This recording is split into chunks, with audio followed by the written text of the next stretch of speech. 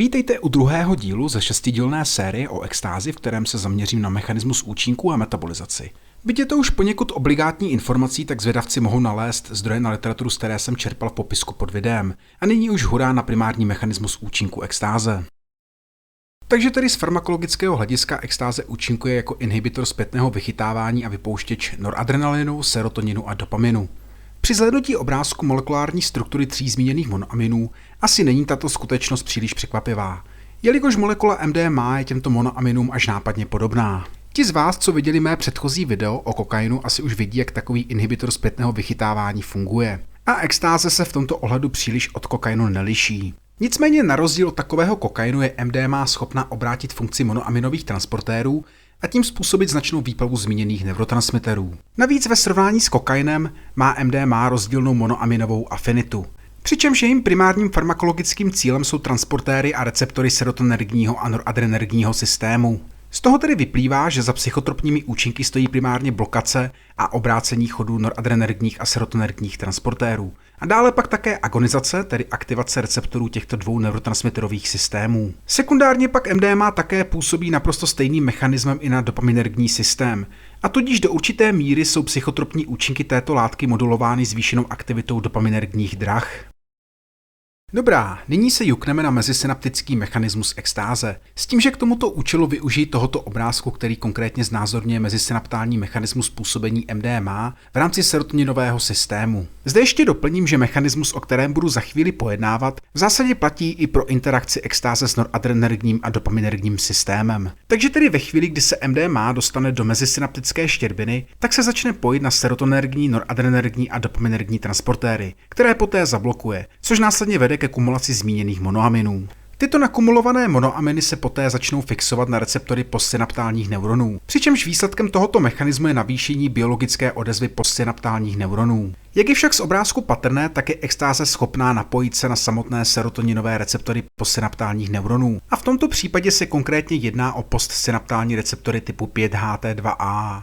MDMA se také pojí i na další postsynaptální receptory, a to nejen na ty serotoninové, ale k tomu se dostanu až o něco později. Hlavní je, že tato akce vede k dalšímu navýšení biologické odezvy postsynaptálních neuronů. A to samé se poté do menší míry děje i v rámci dopaminergního a noradrenergního systému. Tímto vším ale mezisynaptická akce MDMA nekončí, jelikož u presynaptálního neuronu je schopná obrátit chod monoaminových transportérů, což vede k vypuštění monoaminů a zároveň je nám takto schopná vstoupit do vnitřních prostorů neuronů, kde pak spáchá slušnou neplechu, která následně vede k další výplavě monoaminů. No a přesně na to, jak extáze dociluje obratu chodu monoaminových transportérů a co dělá ve vnitřních prostorách neuronů, se podíváme v následující kapitole.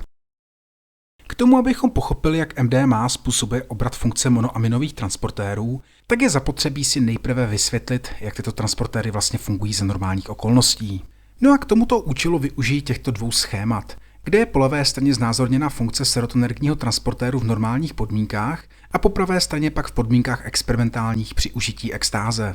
Takže tedy za normálních okolností se v mezisynaptické štěrbině nachází vysoká koncentrace sodíkových a chloridových iontů a naopak nízká koncentrace iontů draslíkových. Naproti tomu ve vnitřním prostoru neuronu se nachází vysoká koncentrace draslíku a nízká koncentrace sodíku a chloridu. Tyto zmíněné rozdíly v intra- a extracelulární koncentraci iontů jsou zcela zásadní pro správnou funkci těchto transportérů, jelikož nám takto vznikne membránový potenciál, což je rozdíl elektrického potenciálu mezi dvěma stranami biologické membrány, který v případě serotonergního transportéru umožňuje zachycení a následné navrácení serotoninu do neuronu. Ono totiž přes biologické membrány neuronu, jako je zmíněný serotoninový transportér, dokážou projít pouze látky rozpustné v tucích, což ale bohužel serotonin není. A tak k tomu, aby se nám vůbec serotonin do transportéru dostal, je zapotřebí elektrického média, což je v tomto případě sodíkovo-draselná pumpa, která je napojená na serotoninový transportér z vnitřní oblasti neuronu a která umožňuje tvorbu membránového potenciálu. Teď se tedy přesuneme k samotnému cyklu zpětného zachycení, kdy se na transportér nejprve váže iont sodíku, následně serotonin a poté iont chloridu. Následně pak dojde k tvorbě membránového potenciálu, který způsobí překlopení transportéru do vnitřní oblasti neuronu, kde se poté tyto dva ionty se serotoninem uvolní do cytozolu a hned v zápětí se na transportér naváže iont draslíku. Poté se celý transportér otočí a iont draslíku vypustí do prostoru mezisynaptické štěrbiny. A voilà, celý cyklus se může znovu zopakovat. No a v zásadě velice podobný mechanismus reguluje i funkci noradrenergních a dopaminergních transportérů. Nicméně k tomu se už vyjadřovat vážně nebudu, protože by vám z toho nejspíš začaly krvácet uši. Takže místo toho se přesuneme k druhému schématu, kde v tomto případě na serotoninový transportér zapadne molekula extáze, která způsobí jeho blokaci. Ale pozor, to není vše, protože při přichycení na serotonergní transportér dokáže MDMA nahradit funkci mezisynaptálního draslíku. Což tedy vede k situaci, kdy si tuto akci mozek přebere tak, že se v mezisynaptické štěrbině nachází mnoho draslíků a tak obrátí funkci transportérů, aby se nadbytečný draslík vychytal zpět do neuronu. Nicméně, aby se nám zde udržela elektrochemická homeostáze, tak na oplátku dojde k vypuštění serotoninu, sodíku a chloridu do mezisynaptické štěrbiny. Takže tedy ve chvíli, kdy nám presynaptální neuron nevědomky pojme molekulu MDMA do svých vnitřních prostorů, tak nám poté extáze zablokuje transportér VMAT2, který za normálních okolností odvádí zpětně zachycené monoaminy z cytozolu zpět do vezikul. Nicméně tím, že nám extáze tento transportér zablokuje, tak zcela pochopitelně nedojde k zpětnému navrácení serotoninu do vezikul a namísto toho zůstane hezky nahromaděn v cytozolu. No a jako takový bonus nám zde extáze také způsobí vypuštění serotoninu z vezikul do cytozolů. A do toho všeho nám také zablokuje funkci enzymu monoamin oxidázy A, který má za úkol metabolizovat nahromaděný serotonin v cytozolu. Tím, že však MDMA vyřadí tento enzym z provozu, tak zde nemáme žádný regulační mechanismus, který by zbavil neuronu nadbytečného serotoninu. Díky tomu zůstane serotonin pěkně nakumulován v cytozolu. Ale nebojte, ne na moc dlouho, protože po velice krátké době je vypuštěn obráceně fungujícím transportérem do mezisynaptické štěrbiny, kde se poté fixuje na postsynaptální serotoninové receptory společně s mezisynaptickou MDMA, což dále navyšuje biologickou odezvu postsynaptálního neuronu. Takže tedy tímto mechanismem způsobuje extáze zmíněné vypuštění serotoninu z presynaptických neuronů do mezisynaptické štěrbiny. A v podstatě velice podobným mechanismem pak tato látka rovněž způsobuje i vypuštění noradrenalinu a dopaminu z presynaptických neuronů. Nyní tu máme sekundární farmakologické akce extáze. A jak už jsem zmínil, tak MDMA působí jako agonista několika serotonergních receptorů, mezi které patří již dříve zmíněný receptor 5HT1A. Jehož aktivace extází má za následek modulaci vzniku psychické závislosti. Dále pak extáze způsobuje aktivaci receptoru 5HT2A, která vede k produkci psychedelických účinků, jako jsou vizuální halucinace. Naproti tomu aktivace receptoru 5HT2B vede v dlouhodobém horizontu ke vzniku kardiotoxicity. A závěrem tu máme agonizaci receptoru 5HT2C, která sebou přináší potlačení chutě k jídlu a snížení hladiny vnímané úzkosti. V rámci adrenergní soustavy nám MDMA účinkuje znovu jako agonista, a to konkrétně na receptory typu alfa 1 a alfa 2A, což se následně manifestuje zvýšenou aktivitou sympatické nervové soustavy. U dopaminergního systému extáze způsobuje aktivaci receptorů D1 a D2, načež tento mechanismus moduluje psychostimulační účinky a také vznik psychické závislosti. Podobně jako kokain nám MDMA účinkuje jako agonista glutamatergních NMDA receptorů, což může v dlouhodobém horizontu vést ke vzniku glutamatergní excitační neurotoxicity. A dále se pak tato akce také podílí na vzniku psychické závislosti. MDMA má také agonizační účinky na muskarinové receptory cholinergního systému, a to včetně subtypů M1 a M2.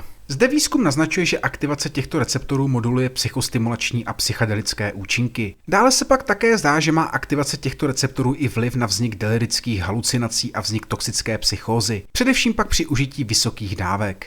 Extáze je dále schopná aktivovat histaminové receptory typu H1 a také intracelulární monoaminové receptory typu TAAR1. Jejichž role se pojí s regulací nitrobuněčných funkcí monoaminů a imunitního systému. A zde ještě doplním, že u lidí není aktivace těchto receptorů natolik relevantní jako u krys, jelikož v lidském mozku nám extáze působí jako částečný agonista těchto receptorů, zatímco u krys jako úplný. No a závěrem už jen stačí doplnit, že extáze zvyšuje hladinu stresového hormonu kortizolu a dále pak i oxytocinu, který je známý jako hormon lásky.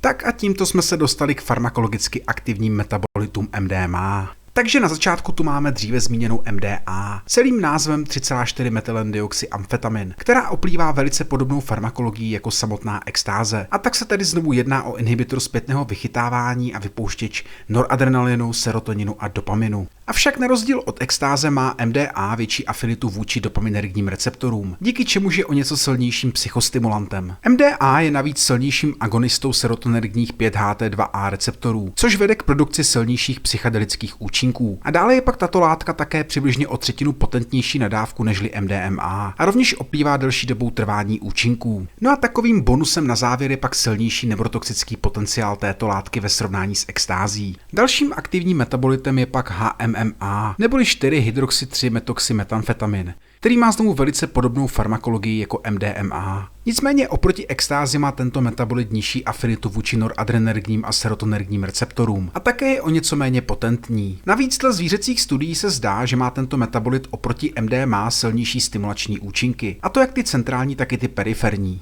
No a posledním farmakologicky aktivním metabolitem MDMA je MDOH, tedy 3,4-metylendioxy-N-hydroxyamfetamin, který je minoritním metabolitem. A tudíž při užití běžných dávek MDMA nemá vznik tohoto metabolitu signifikantní vliv na celkový farmakologický profil extáze. V každém případě se ale stále jedná o psychoaktivní látku, kterou poprvé syntetizoval dr. Alexander Shulgin a jako bonus ji na sobě i vyzkoušel a napsal i krátkou zprávu o psychotropních účincích, dle které tato látka produkuje podobné empatogenní účinky jako MDMA. Nicméně dle Shulginových poznatků má tento substitut amfetaminu také podstatně silnější psychedelické účinky nežli samotná extáze. Pozdější výzkum této látky také ukázal, že se znovu jedná o inhibitor zpětného vychytávání a vypouštěč noradrenalinu, serotoninu a dopaminu. Avšak oproti extázi má MDOH o něco nižší afinitu vůči noradrenergním a serotonergním receptorům.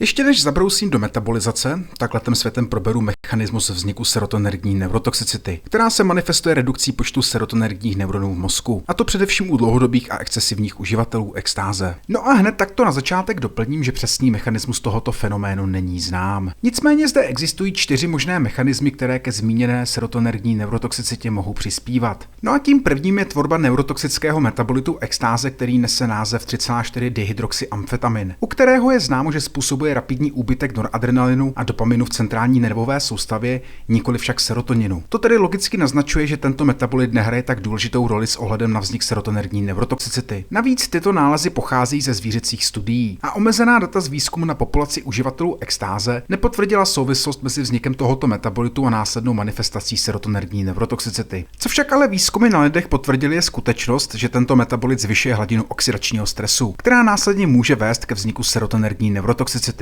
Další relevantní faktor je pak tvorba dříve zmíněného psychoaktivního metabolitu MDA, o kterém se ví, že prokazatelně způsobuje vznik serotonerní neurotoxicity v důsledku navýšení hladiny oxidačního stresu, alespoň tedy u zvířat. U lidí už je to tak trochu s otazníkem, jelikož na toto téma neexistuje dostatek výzkumu a navíc při užití běžných dávek extáze vzniká relativně zanedbatelné množství tohoto metabolitu. Nicméně neurotoxické účinky MDA mohou být relevantní i pro lidi, a to v případě užití konských dávek extáze. Třetí možný mechanismus se týká nadbytečné kumulace serotoninu, což dle omezených výzkumných dat může v dlouhodobém horizontu vést ke vzniku excitační serotonerní neurotoxicity, a to v důsledku nadměrné aktivity postsynaptálních receptorů. Některé studie pak také naznačily, že dlouhodobá blokace serotonerních transportérů extází způsobuje jejich úbytek, což dále navyšuje hladinu serotoninu v mezisynaptických štěrbinách, s čímž se také průběžně navyšuje i serotonerní neurotoxicita. Zde se však znovu zdá, že toto platí pouze pro zvířata, jelikož u lidí nebyl zatím úbytek serotonerních transportérů pozorován, a to ani u dlouhodobých uživatelů. Poté tu máme čtvrtý mechanismus, který odkazuje na skutečnost, že samotná extáze je schopná produkovat zvýšenou hladinu oxidačního stresu, který je způsoben kumulací volných radikálů, jako je reaktivní kyslík, který dále potlačuje funkcí mitochondrií serotonerních neuronů. No a vzhledem k tomu, že mitochondrie mají roli buněčné elektrárny, která živí neurony energií, tak potlačení jejich funkce vede zcela logicky k úmrtí neuronů.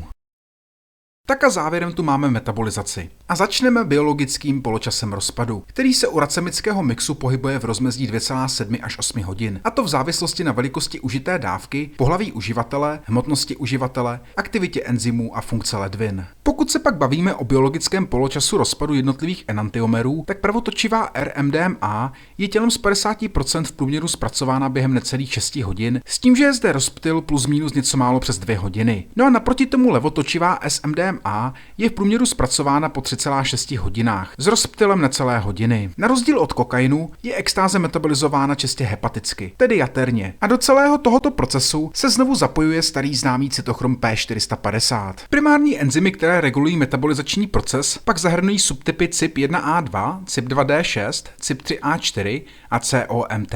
No a pokud by vás zajímal celý metabolizační proces, tak se můžete podívat na diagram po pravé straně. Nyní doplním informaci, o které je opravdu dobré vědět, jelikož tak můžete předejít nechtěnému předávkování. A sice pokud užijete několik vyšších dávek extáze v rozmezí několika málo hodin, tak dojde k plné saturaci enzymů CYP2D6 a CYP2D8, což následně vede k produkci kinetiky 0. řádu. Tedy stejně jako v případě metabolizace alkoholu, dochází v tomto případě k odbourávání extáze konstantní rychlostí. A tudíž další průběžné navyšování dávky může vést k nebezpečně vysoké koncentraci extáze v krevní plazmě, což kromě zvýšeného rizika neurotoxicity sebou přináší i zvýšené riziko předávkování. Takže bych se být vámi určitě vyvaroval opětovnému užití vyšších dávek, jinak taky můžete skončit dost smutní. Když se pak posuneme dál, tak 80% MDMA je rozloženo játry na metabolity, které jsou následně vyloučeny močí a zbylých 20% extošky je pak vyloučeno močí v nezměněné podobě. Samotné metabolity se mohou nacházet v krvi po dobu 2 dnů, a to platí i pro ty, které jsou psychotropní. No a pokud by po vás někdo chtěl močový test na drogy, tak se připravte, že budete svítit minimálně 3 dny, jelikož v závislosti na užité dávce se mohou metabolity v moči vyskytovat po dobu 3 až 4 dnů. Závěrem už jen doplním, že u lidí s nižší aktivitou či expresí enzymů CYP2D6 hrozí značné zpomalení metabolizace. A to samé pak platí i pro případ, kdy si před užitím extošky vezmete látku inhibující aktivitu tohoto enzymu. Tak a tímto jsme se úspěšně dostali ke konci tohoto videa. A v dalším díle této série se podíváme na způsob užití a dávkování.